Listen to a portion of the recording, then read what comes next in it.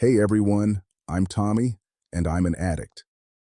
Before I say anything else, I want to thank the Inner Fix for allowing me this opportunity, not just to share my story, but to share my scars, my strength, and the parts of me I once believed were too broken to ever speak out loud. I'm here for the next addict who is out there sick, suffering, and convinced they are alone. Because the truth is simple, our stories may be different, but the pain is almost always the same.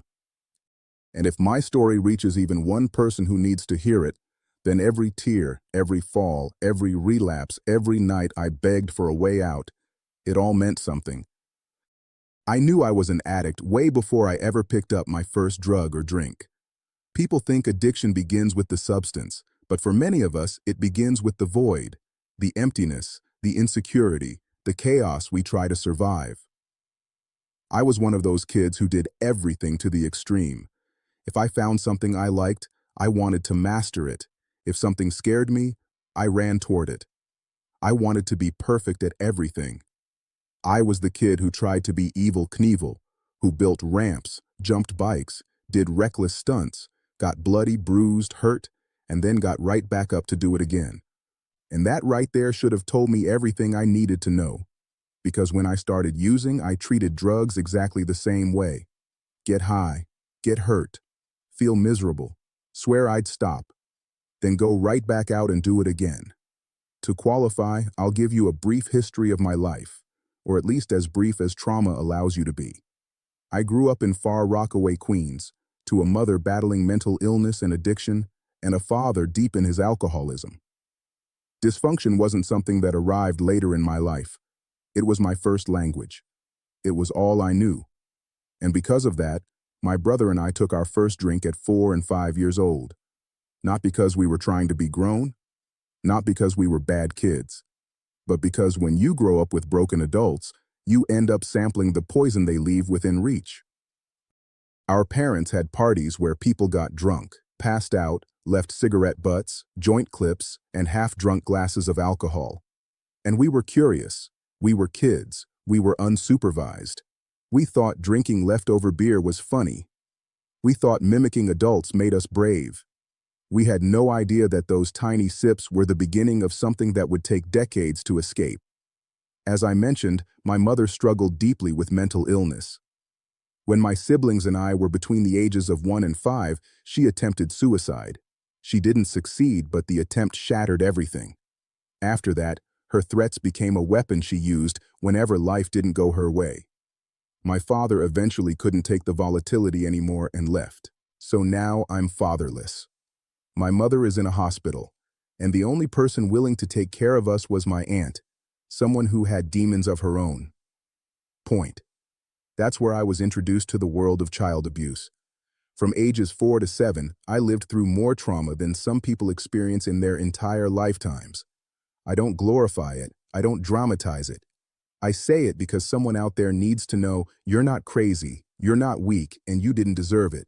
And if you survived it, there is a strength in you that you still haven't fully realized. When my grandmother found out what was happening, she took us from my aunt and brought us to her own home in Springfield Gardens. We thought things were going to get better. We thought kindness was coming. But sometimes trauma travels through generations, and the people you think will save you end up adding to your story of pain. She locked us in an unfinished, cold basement, filthy mattress on the floor, and left us down there until she decided to feed us. My brother and I were too much for her, so she made the choice to send us to live with our father. We just wanted out of that basement. That's all we cared about. But what we got wasn't safety. It was survival. My father was living in a rented room with his new girlfriend and child. No space, no resources, no emotional bandwidth. Within days, we were dropped off at a children's shelter, just 2 boys surrounded by other kids whose parents couldn't or wouldn't care for them. We stayed there about 6 months, maybe close to a year. Trauma has a way of blurring the timeline. Then something miraculous happened. A woman named Dorothea Jackson took us in. She was the first taste of stability we had, and she tried her absolute best with us. 2 wild boys with wounds no one could see. But time caught up to her. Age and health made it hard to care for us. Then came another blessing, a Jamaican Costa Rican family who opened their doors and their hearts to us. And for the first time in my childhood, I felt something I didn't even know I was missing. My foster mom treated us like we were hers. She was a registered nurse, and my foster father was a correction officer and an engineer. Their home was disciplined, loving, structured. We went to church. We studied. Education was number one. No exceptions. Those 5 years were the best of my childhood. My first experience of true love. My first experience of safety. My first experience of believing that maybe I could become something. My mother was still in a hospital for a long time, in a coma. When I was about 13, she finally came out of it.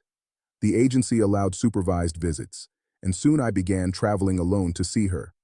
And that's where something shifted in me, a desire that many foster kids understand. It's the need to be with your biological parent, even if it hurts you. Even though my foster parents gave me everything, even though I loved them, even though they cared for me in ways I still cherish to this day, something in me wanted to go back to the woman who had given birth to me. And that decision changed everything. Once I returned to my mother, I realized love doesn't fix dysfunction. Hospitals don't erase trauma. Time doesn't magically heal a broken parent. Point. She was the same. The environment was the same. And I had just walked away from the best version of life I had ever known. That was the beginning of the end for me. Point. The part of the story where survival becomes self-destruction. Once I returned to my biological mother, life shifted fast. You see, people assume that just because a parent survives a tragedy, they come back changed. But sometimes, they come back the same, just more broken. My mother didn't suddenly become nurturing, stable, or able to care for us. She was in a wheelchair. She had a speech impediment. She had no balance. And emotionally, she was still the same woman who had tried to leave this world. There was no structure, no discipline, no emotional safety. And I had walked away from a home where I had all three. My brother was in and out of jail, the streets were chaotic, and slowly I became part of an environment I had never been prepared for. I had once hated anyone who got high. Hated it. My foster parents had raised me around decency, church, education, and morals. I went to school in a predominantly white neighborhood. I spoke differently. I thought differently. I carried myself differently. So when I ended up back in Queens, nothing about me fit. I didn't have the hood voice. I didn't have the swag. I didn't wear my pants hanging off my behind. I didn't rock fat laces in my sneakers. I didn't talk tough. I was smart, polite, well-mannered, and in that neighborhood, that made me stick out like a sore thumb. I wanted to belong. I wanted to be accepted. I wanted to feel like I belonged somewhere, to someone somehow. And that was my mistake. Because when you're desperate to belong, you will betray yourself just to feel included. Getting high became my way in. Smoking weed, drinking, doing what everyone else was doing. Trying to blend into a world that was built on pain and pretending. What's crazy is that I thought I was maturing, like I was finally being accepted. I felt like I had come of age. But the truth is, I was simply becoming addicted. Getting high came easy. It was in my blood. It ran through generations before me, and once it got inside me, it grabbed on with both hands. We got high every day, and when we didn't have money, I did what too many kids from broken homes end up doing. I stole. Not only to get high, but also to help my family because we were broke beyond broke. I thought I was helping.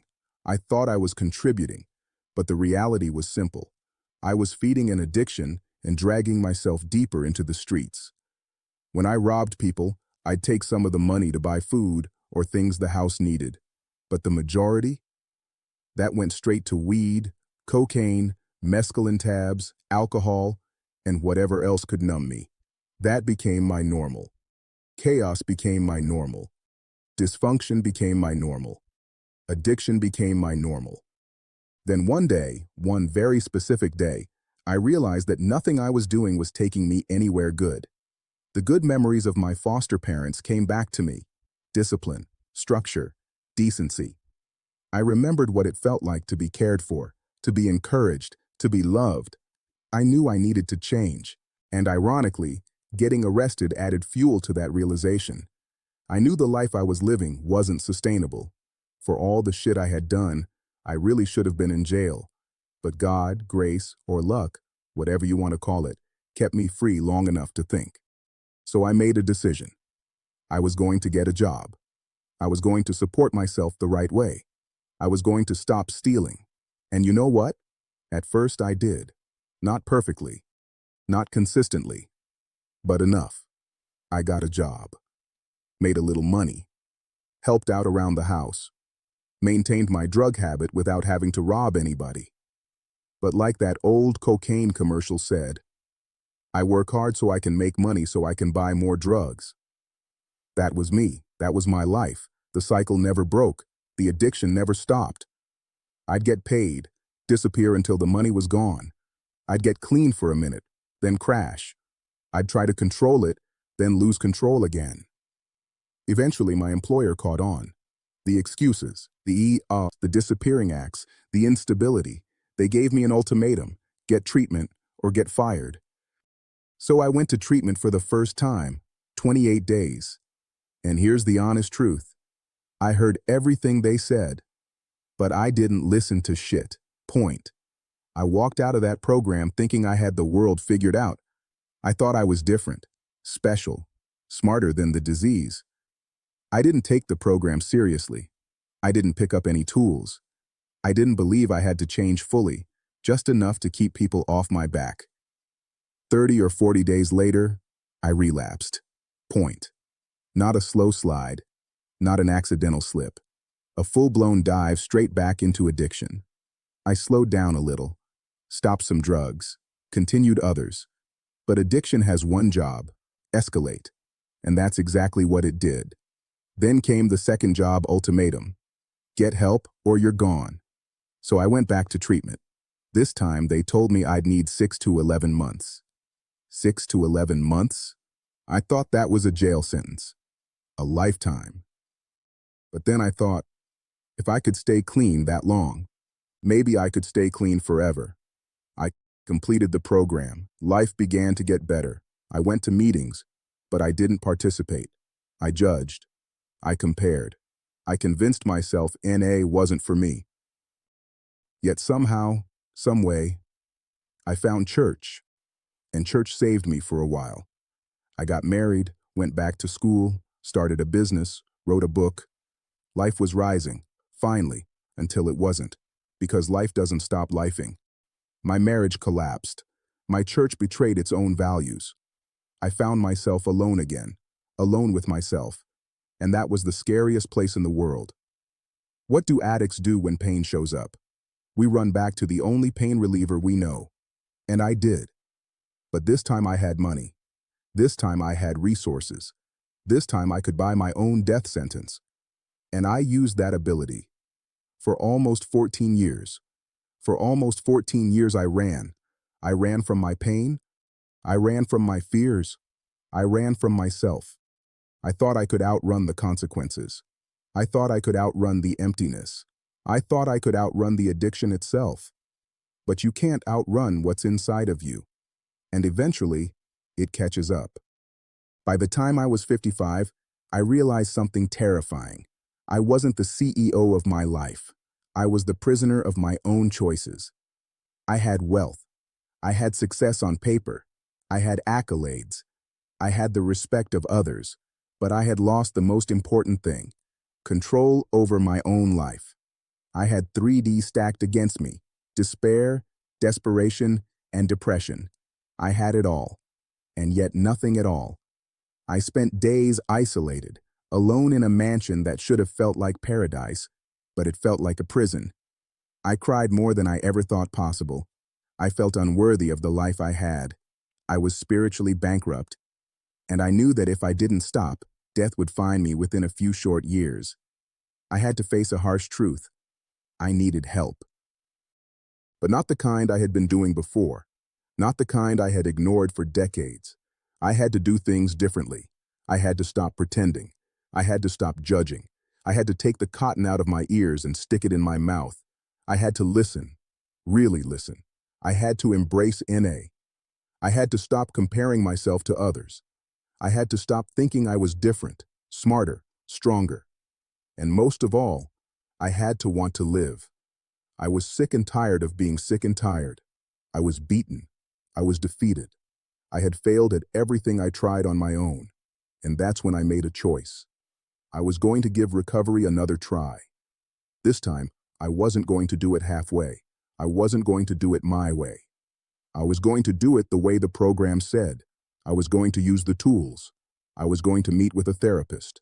I was going to commit fully, because deep down I knew I couldn't do it alone. And that choice, that single decision, was the beginning of everything changing. I started using every tool I had been given in NA. I went to meetings. I shared honestly. I admitted my powerlessness over drugs and alcohol. I began taking direction from those who had walked the path before me. At first, it was uncomfortable. I didn't want to be told what to do. I didn't want to admit that I couldn't control my life. I didn't want to face the reality of all the pain I had caused, to my family, to myself, to everyone I loved. But slowly, day by day, the change began. I found guidance. I found structure. I found hope. I discovered that I didn't have to fight addiction alone. I discovered that love could exist even when I didn't believe I deserved it. I discovered that I could be human, flawed, broken, scared, and still be worthy. Through NA, I found a family I never had, people who had nothing to gain by helping me, except the joy of seeing someone survive, someone grow, someone recover. I reconnected with my higher power, even though I had come kicking and screaming, even though I had felt abandoned, betrayed, and broken. I learned that God hadn't left me. He had been preparing me all along. Through every foster home, every loss, every mistake, every moment of despair, I began to see my life differently. I began to value myself differently. I began to understand that recovery wasn't just about not using, it was about building a life worth living. And slowly, just slowly, I started living. I started giving back. I started helping others. I started embracing service. I started seeing the gift in my desperation.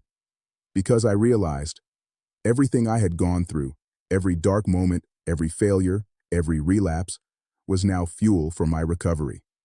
And it worked. NA saved my life. It didn't just help me stop using, it helped me start living. Now, I do service work. I give back what was freely given to me. I see the gift of life in the eyes of those who are suffering. I help them find the same hope that I found when I was at my lowest. I may not be at the sponsorship stage yet, but I know one day I will be. Because everything I've learned, everything I've been given, is now mine to share. I've learned that recovery isn't a moment. It's a lifetime commitment. It's a series of choices, every day, to live life on life's terms, and to never go back to the place that almost killed me. Recovery didn't happen overnight. It wasn't instant. It wasn't easy. But for the first time in my life, I felt alive in a way I had never known. I showed up to meetings, not because I had to, but because I wanted to. I listened, I shared, I cried, I laughed, I felt. I started applying the principles of Narcotics Anonymous to every area of my life. Point. I learned to take responsibility for my actions. I learned to make amends where I had caused harm. I learned to set boundaries, to honor myself, to respect others. And slowly, everything started changing. I began to rebuild my relationships. I reconnected with family members I had hurt. I reconnected with myself, my passions, my dreams, my purpose. Through NA, I found a new kind of family. People who understood, people who cared, people who had been where I was, people who didn't judge, people who had been broken too and found a way back. Point. I learned that love is patient. I learned that forgiveness is possible. I learned that hope can be rebuilt, brick by brick, day by day. I reconnected with my higher power, not as the angry, disappointed God I had blamed, but as a guiding presence, steady and patient, helping me navigate a life I once thought I could never have. I began doing service. I started helping others who were still sick and suffering. I saw the light in their eyes when they realized that recovery was real, that freedom was possible, that life could be lived on life's terms. I can't imagine my life without Narcotics Anonymous. It didn't just save me from death. It gave me a life worth living. And now, every day, I choose recovery. I choose love over fear. I choose hope over despair. I choose life over the lies that addiction once told me. I give back because it was freely given to me. I show up because someone once showed up for me. I share my story because I know that somewhere out there, someone is listening, someone is hurting, someone is ready to hear that they are not alone. Point. The gift of desperation brought me here. The depths of my pain led me to Narcotics Anonymous. And through it, I found strength I didn't know I had, hope I thought was lost, and a life I never thought was possible. Point. My name is Tommy. I am an addict. And thanks to NA, I am a recovering addict with a life worth living. Follow the Inner Fix for real talk on mental health, addiction, and recovery. The comeback is always greater than the setback.